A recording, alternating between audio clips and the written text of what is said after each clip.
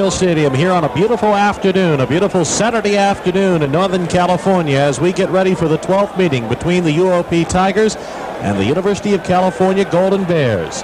The last time these two teams met were 1978. That ended up being a California victory, 24-6. And you have to go all the way back to 1958 to find a UOP victory. And that was 24-20. Tom Gansey is set to kick off. We're going to have Purvis and Wells back deep. Both of those players are speedsters, and they've set themselves up at the 5-yard line. And the ball will go into the end zone. It'll be brought out to the 20-yard line. After the kickoff into the end zone, the UOP Tigers will start from their own 20. Their quarterback is Paul Berner. He'll have Mackey as a running back. Walski will be the H-back, and we'll explain that to you in just a second. Wide receivers right and left. He gives it off to Mackey. Mackey bulldozing his way up to the 24-yard line for a pickup of 4. He ended up in the grasp of Don James, the nose guard. Up front, it's James, Rusinek, and Reisenberg. Pickup of 4 makes it 2nd and 6 for the UOP Tigers. Opening moments of the 12th meeting between UOP and California. The Bears owning an 8-3 advantage in this series. Gives this ball off to Mackey trying to sweep the left side, and he may pick up only a couple more. And this time it's the outside linebacker, John Heine, who makes the tackle there.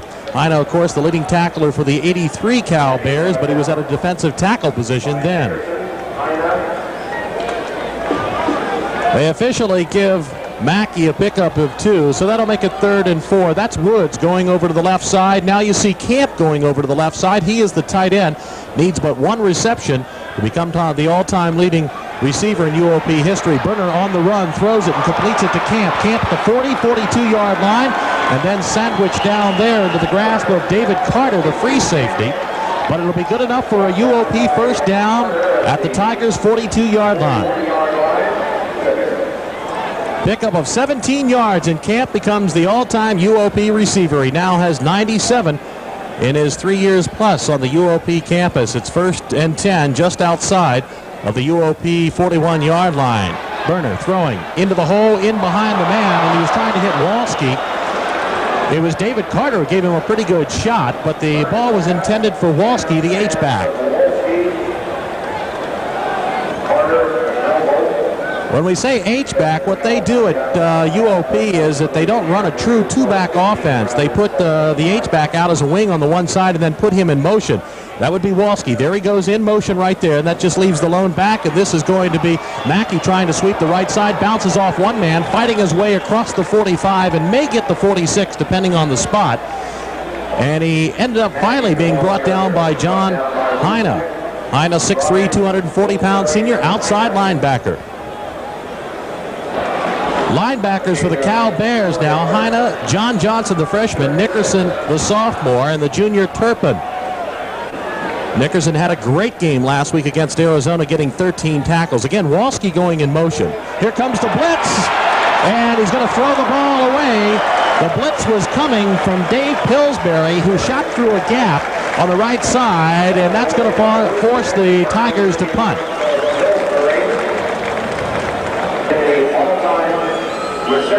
So Dave Pillsbury comes on to put the pressure on Berner, and that's going to force the Tigers to kick. Sitting up at the 30 is Lampson.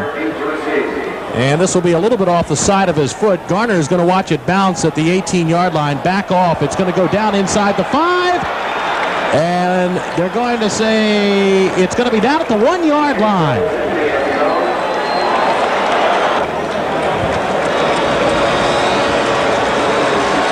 And now it's going to be overruled after initially saying it was going to be down at the 1-yard line. They say it did roll into the end zone, so the Cal Bears will start at their own 20-yard line. And that nullifies a 55-yard punt for Lampson. So out comes Gail Gilbert with his offense, which will include Story and Garner in the backfield. Cockett, Noble's the tight end.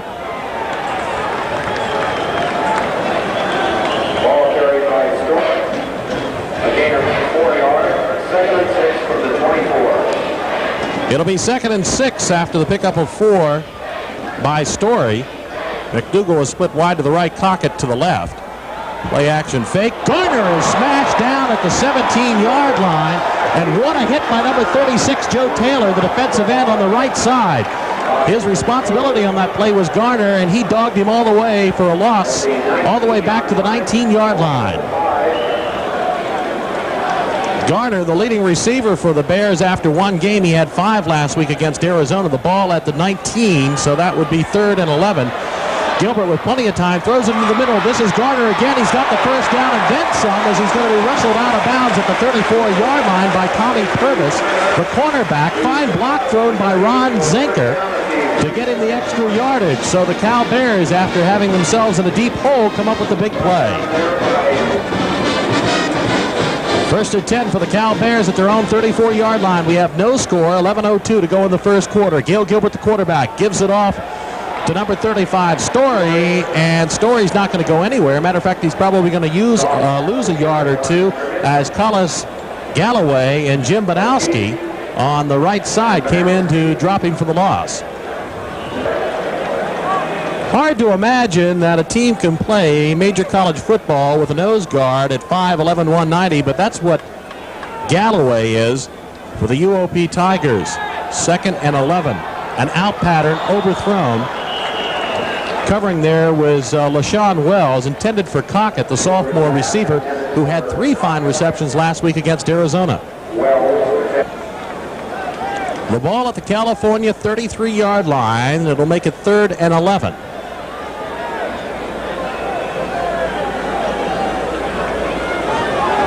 Gilbert setting up at his 25, gets the pressure, swings it out on the side, trying to go to Story, but really he was off balance, threw it off the back foot, and it was getting pressure from Jim Banowski.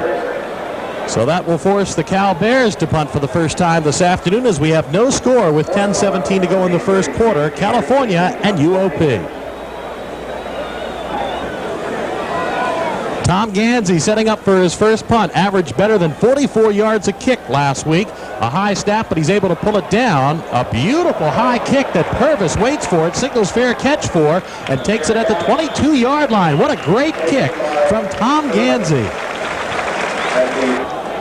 Second offensive series of the game for the UOP Tigers, following a beautiful 44-yard punt from Tom Gansey. That's just about his average. He had 3 down inside the Arizona 10-yard line last week, so he continues to be a weapon for Joe Cap's Bears. That was Walski in motion. This is Mackey trying to get around the end, but he's not going to be able to get very far. Gary Williams, the strong safety, came up as the force man, and he drops him after a pickup of maybe 2 or 3 yards. They'll spot it just over the 25.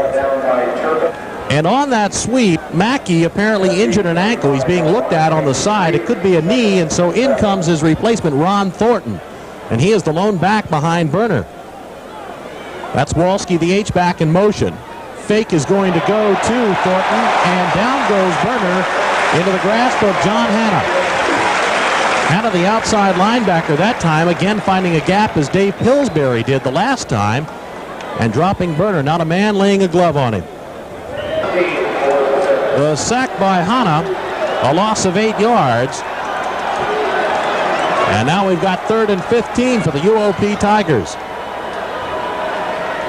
Thomas is split wide to the right. Scott wide to the left.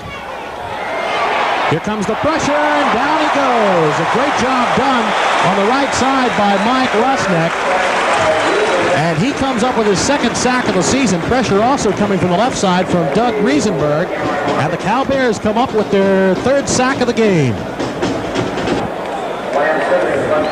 Lampson set the punt, and this will give the Bears definite good field position as Dwight Garner is set up right in the middle of the CAL.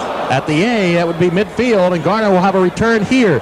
But instead does not signal fair catch and goes down in UOP territory at the 47-yard line. Putting pressure on him was Kevin Frudendahl. So after a 37-yard punt from the end zone by Lampson, the Cal Bears come out, set to go in UOP territory at the 47-yard line. Gail Gilbert hitting his man coming across down at the 41-yard line. And let's see who it is when they come back. It's Don Noble, the tight end. Noble having Cal's only touchdown coming last week against Arizona.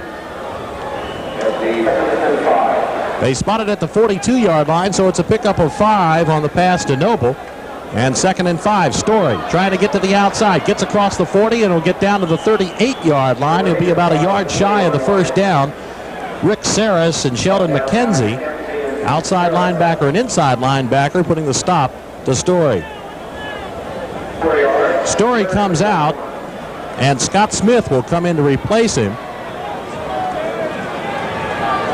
And you can see a full house backfield.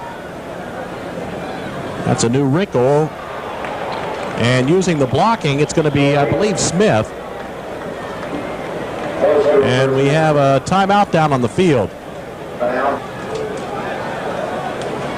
First down for the Cal Bears. No score. 6:42 to go in the first quarter. Ron Barr at Memorial Stadium. The ball at the 37-yard line. Gail Gilbert, the quarterback.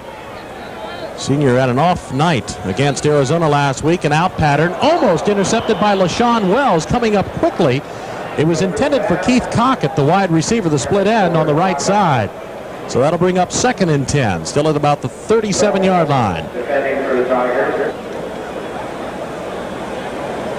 Cockett during the spring working with Fred Biletnikoff, the former Great Oakland Raider receiver, and he says he definitely helped me. Matter of fact, they're the same type of receiver. You watch them run their patterns, very disciplined. Good bootleg from Gilbert, finds his man. That'll be Noble, the tight end, in the seam at the 20-yard line. And the Bears are moving now. 1st and 10 at the UOP 20. So we're seeing some diversification in the Cal passing game this week, and it's moved him down to the 20-yard line where it's 1st and 10. Story, the fullback, will get just inside the 20-yard line, a very tough 2 yards, before Sheldon McKenzie pops him with a helmet and brings him down. So that'll make it 2nd, let's call it, just about 9 to go. Story, a very deceiving 5'9", 200 pounds. He had 34 yards on 8 carries last week, but he is a tough one to bring down. Gilbert spreading out to the left this time, in and out of the hands of Story coming out of the backfield. He didn't have a man on him, and he would have had it around the 13-yard line, but no go. So that'll bring up 3rd down for the Cal Bears at around the 20-yard line.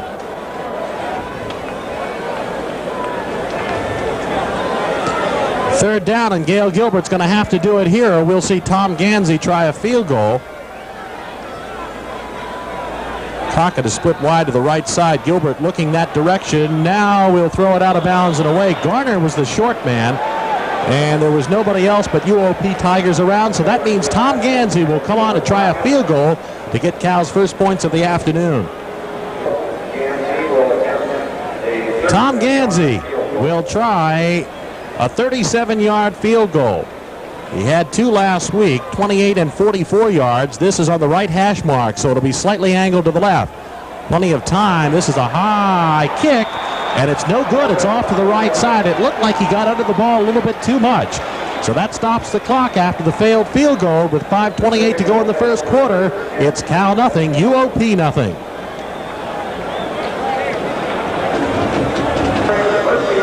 So after the missed 37-yard field goal, the UOP Tigers start from their own 20-yard line. That's Woods in motion. Wolski sets as a wing on the left side. Camp, the tight end, sets on the right side now. And back into the lineup is going to be Thornton. So we have not seen Mackey since it looked like he sprained an ankle or a knee on a sweep. That is Ron Thornton, the running back. It was made by Nickerson and Turpin. And those 2 young men are playing very well as a tandem. Listed on the right side, but they'll move around. This time Nickerson is on the left side. Dave Pillsbury is in as a linebacker.